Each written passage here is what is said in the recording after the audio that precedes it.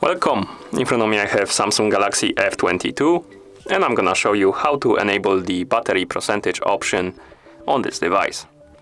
First we need to open the settings. To do it, swipe upwards on the screen to open the app menu and tap on the settings icon. In settings, let's select the notifications option. Here tap on advanced settings and right here we have show the battery percentage option. And to enable it, simply tap on the switch next to it.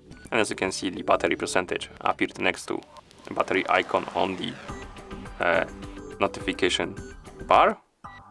And if you disable it, it disappears. And when you enable it, you can simply close the settings. And that's how you enable the battery percentage option on this device. Thank you for watching. If you found this video helpful, please consider subscribing to our channel and leaving a like on the video.